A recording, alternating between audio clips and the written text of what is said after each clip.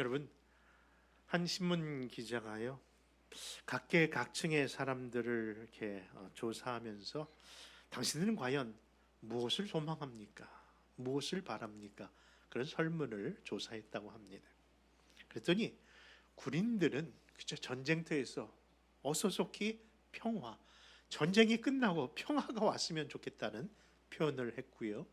그리고 사업가는 아니 열심히 그것을 물건을 갖다 주는데 물건값을 지르지 못하는 그런 관계 속에 정말 신뢰가 회복되었으면 좋겠다고 서로의 신용을 확인하는 그런 기도를, 그런 바람을 표현했고요.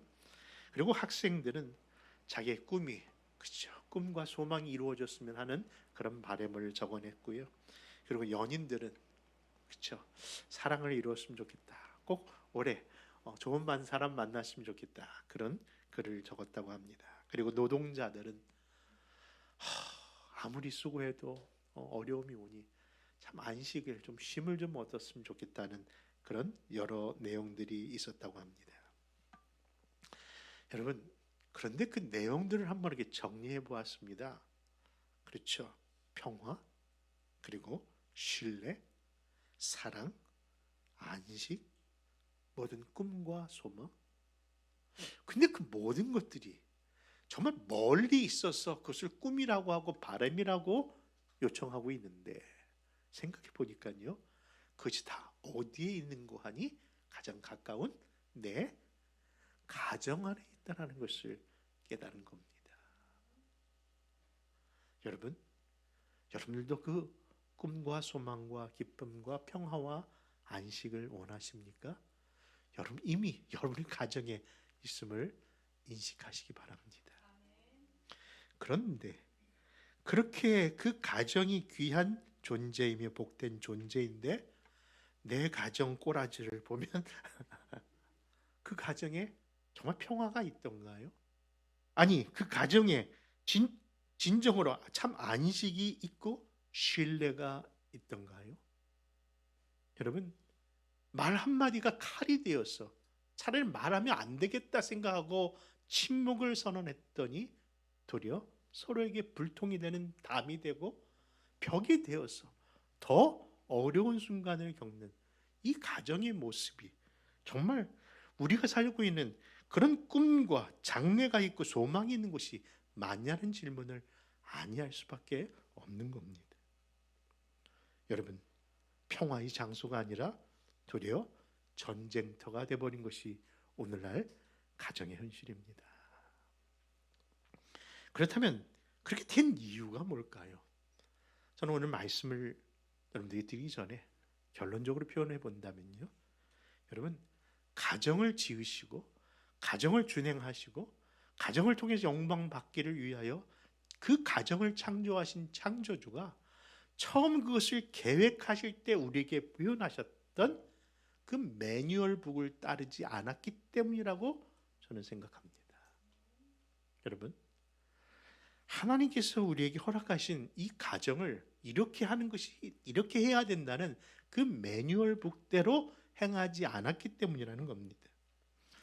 여러분, 오늘 본문으로 삼은 이 에베소서는요, 특별히 교회론에 대한 말씀을 담고 있습니다. 그래서 교회의 시작이 어떤지, 교회 주체가 누구신지, 그리고 교회는 어떻게 감당해야 되는지, 그리고 교회된 성도들의 삶의 태도는 무엇인지, 교회가 앞으로 어떤 일을 당할지, 그 모든 내용들을 1장에서 6장까지 계속해서 교회론을 이야기하기 때문에 이 말씀은요, 교회를 운영하고 교회를 섬기는 성도들은 반드시 인지해야 할 또 다른 교회론의 매뉴얼북입니다.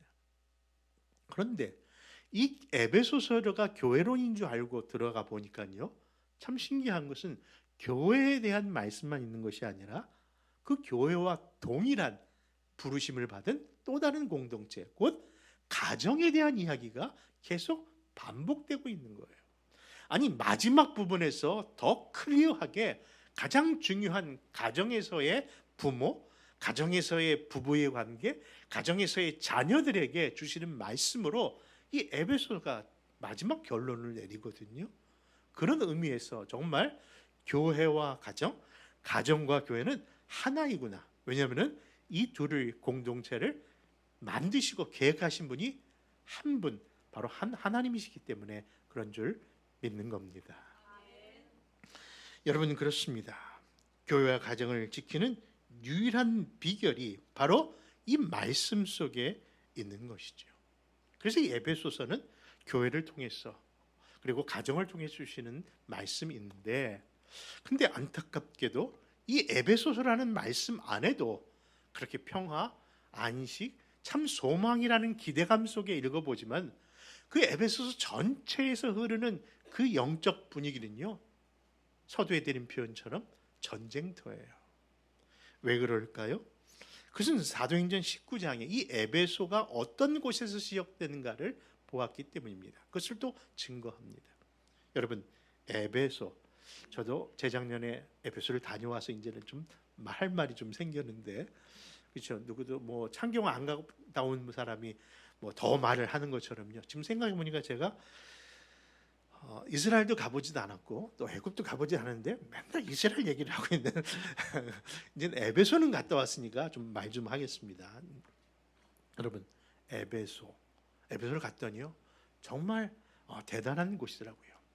그 당시에 그런 건물들이 유지될 수 있을까? 엄청난 화려한 도시입니다.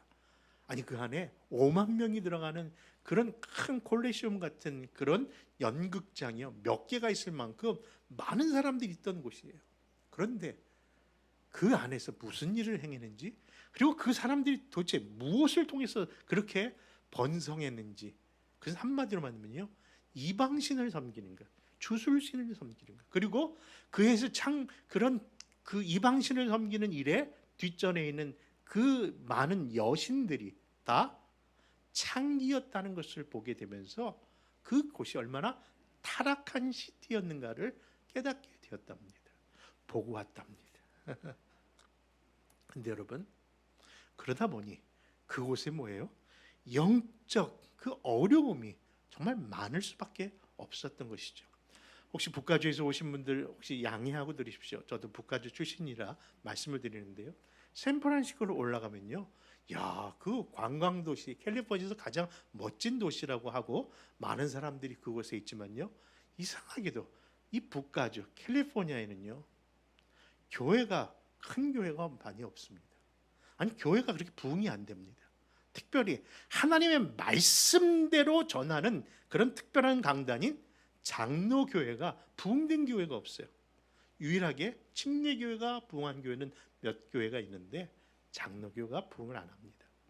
그 이유가 뭔지 아십니까? 바로 그 샌프란시스코가 지금도 사탄을 숭배하는 숭배자들, 그리고 동성연애들이 그 타운이 그 안에 있어서 그런지 영적 분위기가 바로 그런 악의 영향을 끼치고 있다는 거예요.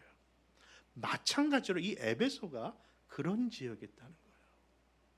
그러다 보니 이 안에 그런 악한 영향을 많은 사람들이 받고 있는 겁니다.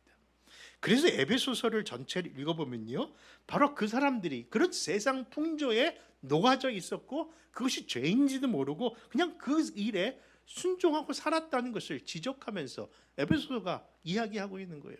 우리 한번 그 분위기의 말씀을 한번 찾아볼까요?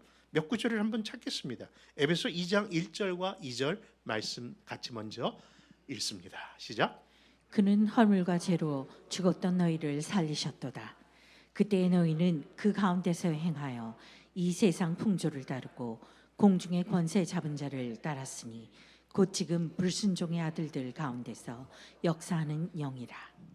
여러분, 선을 행하고 싶은 마음속에 우리에게 선이 작용하지 않는 이유는 내 안에 뭔가 나도 모르게 나를 사로잡는 악한 것들이 있다는 표현처럼요, 이 에베소 지역에는요, 왜 이렇게 마음속에 분을 품고 화를 내는 앵거들이 많았는지.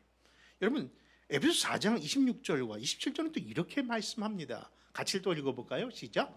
분을 내어도 죄를 짓지 말며 해가 지도록 분을 품지 말고 마귀에게 틈을 주지 말라. 여러분, 우리가 화를 내지 아니할 수도 없고 또 우리의 표현을 할 수 있는데 그 일이 얼마나 영적으로 악한 일의 영향력을 나타내는가를 표현하는 그 말씀 아닐까요? 그런데 더한 것은요, 그런 에베소 지역의 성도들은 말만 조심하고 생각만 조심할 것이 아니라 실질적으로 특별한 옷을 입어야만 감당했던 지역이었다고 합니다. 무슨 옷일까요? 머리부터 발끝까지 전신 갑옷을 입어야 된다는 거예요. 여러분, 아니 도대체 이곳이 어떤 곳이길래 그럴까요? 그 말씀이 에베소 6장에 이렇게 나타납니다. 같이 한번 또 읽겠습니다. 10절과 11절입니다. 시작. 끝으로 너희가 주 안에서와 그의 힘의 능력으로 강건하여지고 마귀의 관계를 능히 대적하기 위하여 하나님의 전신갑주를 입으라. 여러분, 전신갑주, 머리에는 구원의 투구를, 여러분 가슴에 의의 흉배를, 손에는 믿음의 방패를, 그리고 허리에는 진리의 허리띠를, 그리고 신발은 복음의 신을 신고 한 손에는 뭘 들어야 됩니까? 성령의 검을 들어야만 감당될 만큼 영적 전투가 그 현장의 모습이었는데, 도대체 그들과 싸워야 할 대상이 누군가를 또 한 번 살펴보니 이 에베소서 마지막 6장 12절은 이렇게 그 내용들을 이야기합니다. 같이 읽습니다. 시작. 우리의 씨름은 혈과 육을 상대하는 것이 아니요 통치자들과 권세들과 이 어둠의 세상 주관자들과 하늘에 있는 악의 영들을 상대함이라. 아멘. 여러분, 그 대상이 결국 우리가 정말 함부로 무시할 수 없는 세상 주관자들이고 바로 악의 영들이었음을 성경은 밝히고 있는 겁니다. 그렇다면 우리 사랑하는 성도 여러분, 오늘날 이 에베소 지역보다 더 복잡하고 더 악하고 어두운 시대를 살고 있는 저와 여러분들은 우리의 교회와 우리의 가정을 지키기 위하여 어떻게 지금 준비하고 계십니까? 아니, 여러분들이 입고 있는 옷은 무엇입니까? 자, 그런 서론적 배경을 통해서 이번 주와 다음 주를 그리고 계속해서 우리 가정에게 주신 그런 귀한 말씀들을 살펴보고자 하는데요. 바로 이 에베소를 통해서 우리에게 주신 이 사명이 바로 우리 가정에게 주신 것은 무엇일까? 먼저 주신 것은 무엇일까? 그런 의문을 가지고 오늘 본문 5장 22절의 말씀을 또 한번 같이 읽겠습니다. 시작. 아내들이여 자기 남편에게 복종하기를 주께 하듯 하라. 여러분, 이 땅에 우리의 가정을 살리기 위해서 주신 말씀은, 그 대상은, 주어진 대상은 우리 부모들도 아니고 우리 가장인 남편들이 아니라 누구라고 말씀합니까? 아내들이라고 말씀합니다. 근데 그 아내들에게 주신 명령은 다른 것이 아니라 뭐라고요? 그렇죠. 다른 남편 말고 자기 남편에게 뭐 하라? 목소리가 이렇게 갑자기 작아지십니까? 여러분, 복종이란 말, 자신의 권한이나 의지를 내려놓는 단어이기 때문에 여러분들이 주저하시는 것이겠죠. 그리고 바울은 지금 그 복종을 누구에게 하듯 주께 하듯 하라고 하시는 말씀으로 그 의미를 더 강화시키십니다. 그리고 두 번째 23절에 보니까 왜 남편에게 복종해야 하는가를 이야기합니다. 23절 같이 읽어볼까요? 시작. 이는 남편이 아내의 머리됨이 그리스도께서 교회의 머리됨과 같음이니 그가 바로 몸의 구주시니라. 그렇습니다. 성경은 아내가 남편에게 복종해야 할 그 이유가 남편이 바로 그 아내의 머리라는 점을 제시합니다. 여기서 그 머리는 권위를 의미하는 것으로서 그리스도께서 교회의 머리됨과 같이 당신의 남편이 에게 주어진 그 권위를 인정하라는 겁니다. 인정할 수 있겠습니까? 그리고 세 번째, 그 남편을 향한 복종의 기준도 이렇게 말씀합니다. 24절 같이 읽습니다. 시작. 그러므로 교회가 그리스도에게 하듯 아내들도 범사에 자기 남편에게 복종할지니라. 여러분, 그 기준을 이렇습니다. 교회가 그리스도께 하셨듯이. 이처럼 복종의 범위를 인간관계에서나 볼 수 있는 범위가 아니라 교회가 그리스도께 하듯 신적인 범위로 확장하고 있는 겁니다. 그 구체적인 범위를 표현해 본다면요, 그렇죠? 교회 안에서만, 집 안에서만 아니라 뭐예요? 남들 볼 때만 그거 아니라 어떻게 해요? 범사에라고 돼 있어요. 범사에. 엔파피라고 하는 그 범사는 모든 삶의 방식에서 자기 남편에게 복종을 실천하라고 강조하고 있습니다. 자, 여기까지 저는 분명히 제 얘기를 드린 것이 아니라, 제 생각을 말씀드린 것이 아니라 성경이 있는 그대로의 말씀을 전했을 뿐인데 오늘 분위기가 왜 이렇습니까? 아니, 평상시 여러분들의 모습이 이렇게 진지하거나 이렇게 아멘을 잘 안 하는 경우가 없었는데 왜 이렇게 주저하며 계시는지 제 기분 탓일까요? 여러분, 예전에 주일학교 학생들과 함께 부모에 대한 강의를 하고 교육을 한 다음에 성경 있는 대로 아이들에게 읽어보라고 자녀들아 내 부모를 공경하라고 그렇게 했더니 한 아이가 한국말을 못하는 그런 그래서 핑계 삼아 장난기로 내 부모를 공격하라고 읽고 도망간 기억이 있는데, 네. 여러분들 이 시간 마치 복종이 아니라 복종할 사람이 따로 있지 하면서 내 남편을 폭로하고 싶은 마음이 들 것 같은 그런 분위기를 저도 읽고 있습니다만, 여러분 성경에서 말씀하신 이 복종이라는 단어는 결국 남편들을 세우기 위해서 이야기하는 것이 아니라 분명 이 말씀은 바로 아내들을 위하여 주신 말씀으로 먼저 받기를, 그렇게 기억하시기를 바랍니다. 왜냐하면 성경, 구약 성경, 특별히 우리가 모세오경을 읽는 가운데 힘든 레위기를 읽었을 때 유난히 여성에 대한 좀 표현들이 있고 특별히 이혼에 대한 그런 율법 조항이 여러 가지가 계속 반복되면서 심지어 우리가 지금 읽고 있는 민수기에서도 또 발견됨을 여러분들 성경을 읽는 분들은 보셨을 겁니다. 그 당시 고대 근동사회에서는요, 여인들의 인권이라는 것, 그 존재감이라는 것이 철저히 무시되는 사회 아닙니까? 바로 그런 문화 속에서 하나님은요, 율법을 통해서라도 법으로라도 그 여인들을 보호하기 위하여 율법을 제정하시고 그 율법을 통해서 그 여인들을 보호하고 계신다는 그 의도가 그 안에 있다는 것을 보면요, 여러분 우리가 하무라비 법정에도 나온다는 눈에는 눈으로, 이에는 이라는 표현처럼요, 우리는 생각하기에 야 그냥 날 눈을 쳤어? 그럼 나도, 여러분 그것이 좀 자비가 없는 표현처럼 들리지만요, 그 법이 의외로 보호하기 위한 법이라는 거 아시지 않습니까? 생각해 보십시오. 누가 나를 눈을 하나 멍을 들게 했으면 우리는 눈만 감은 놔둡니까? 그냥 더 그냥 하지. 근데 뭐예요? 성경은 법으로 눈이었다면 한 눈만 하라는 거예요. 이가 하나 빠졌다면 그 한 이만 하지 옥수를 전체를 다 갈아버리는 그런 일이 없도록 하기 위한 조치가 그 배려 속에 있는 것처럼, 그 율법의 배려 속에 있는 것처럼 지금 여인을 보호하기 위하여 뭘 주셨다고요?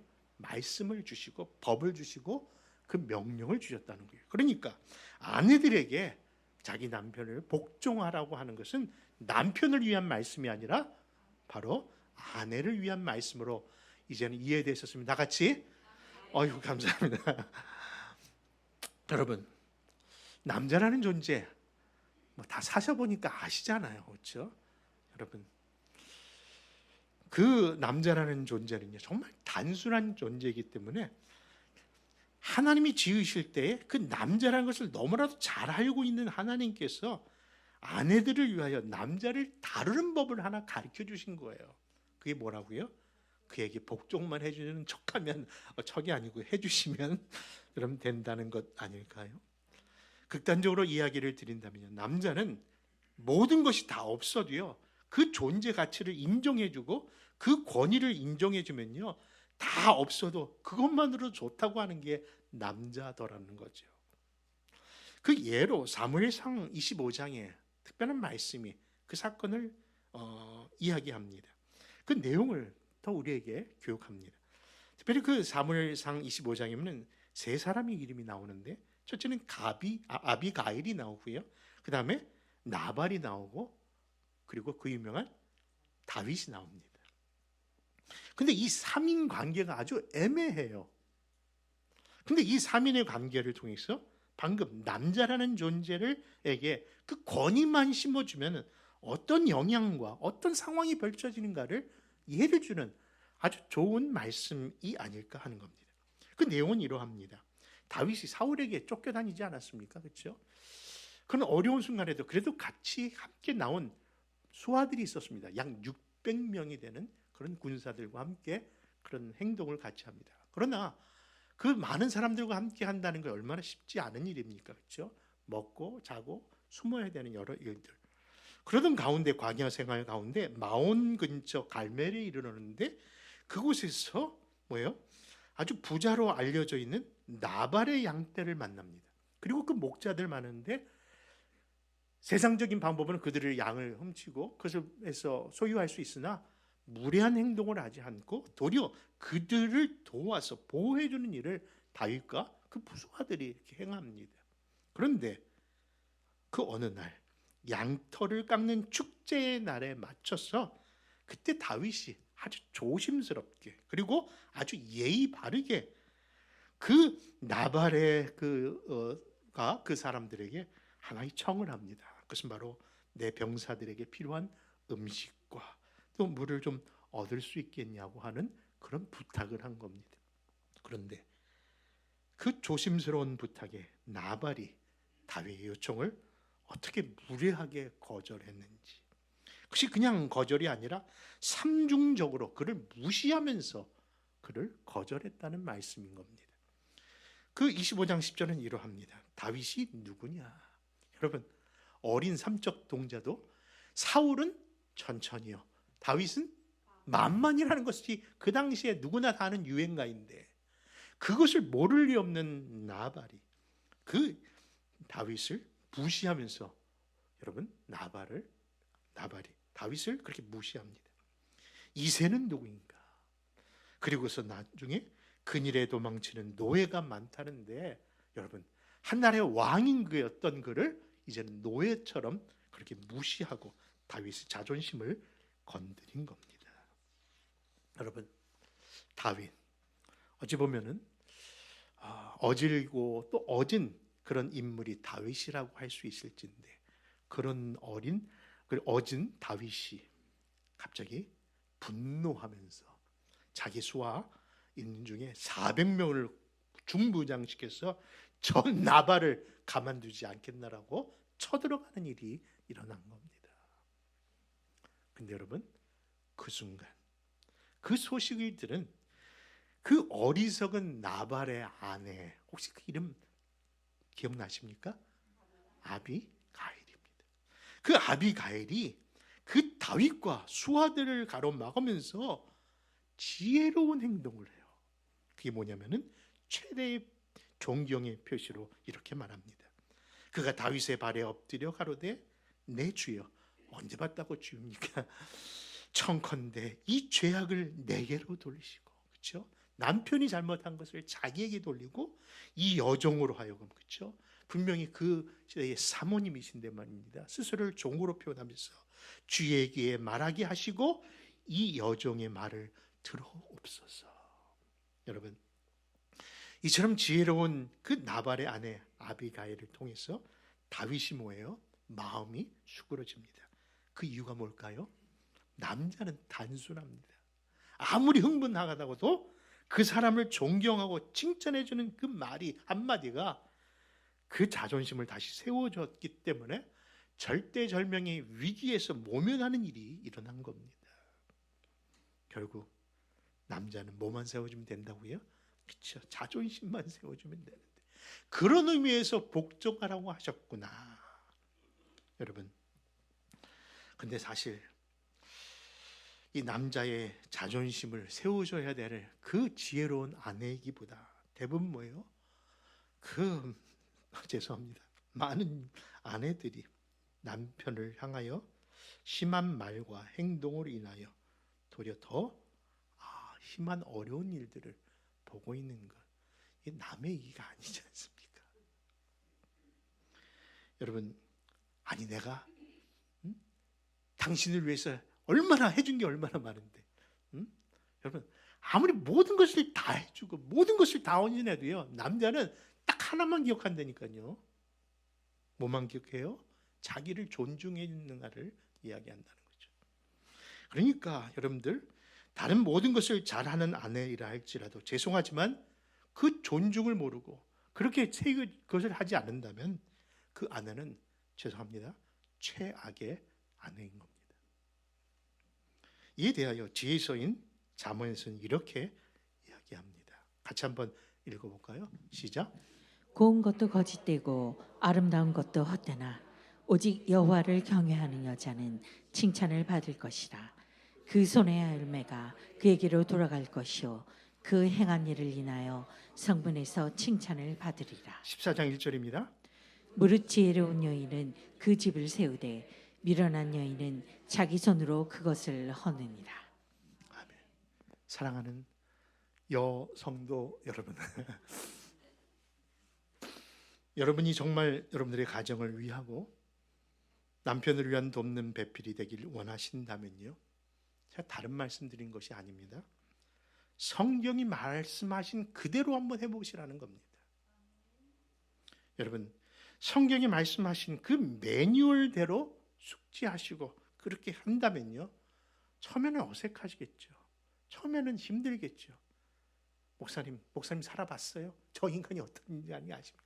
분명히 이유가 있겠죠.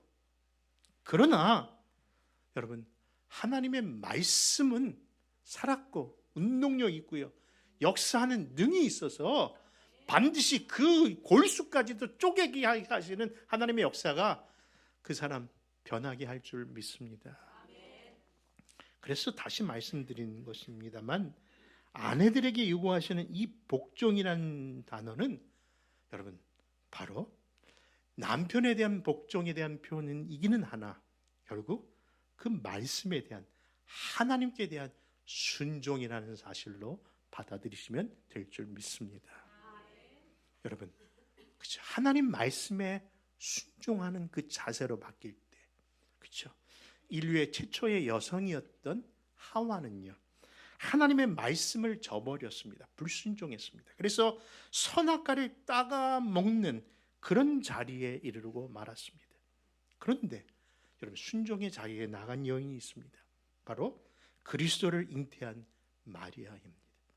그 순간 자기에게 어떤 일이 벌어질 것을 알면서도 나는 당신의 계집종이오니 주의 말씀대로 되기를 원합니다라는 순종의 자리 속에 영원히 기억되는 마리아, 예수님의 모친 마리아로 기록되는 복을 누리는 것처럼, 사랑하는 성도 여러분, 지혜롭고 아름다운 복종이 결국 우리가 소망하는 교회와 가정을 하나님께서 지키시는 놀라운 비밀의 통로인 것을 꼭 믿으신다면 다시금 아멘 하시기 바랍니다. 그에 대한 말씀이 오늘 본문 마지막 절로 결론을 내립니다. 에베소 5장 31절과 33절입니다. 같이 읽습니다. 그러므로 사람이 부모를 떠나 그의 아내와 합하여 그 둘이 한 육체가 될지니 이 비밀이 크도다. 나는 그리스도와 교회에 대하여 말하노라. 그러나 너희도 각각 자기의 아내 사랑하기를 자신같이 하고 아내도 자기 남편을 존경하라. 아멘. 여러분, 서두에 한 기자가 표현했던 각계각층의 사람들이 원하는 그 단어들 기억나시죠?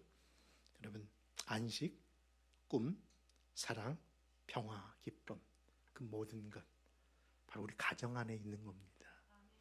그것을 다시 회복하기 위하여 내가 하나님의 말씀에 순종하고 그리고 복종한다면 그 내용 분명히 우리 교회 안에, 그리고 우리 성도들 가정 안에, 여러분의 삶 속에 열매로 계속 나타날 줄 믿습니다.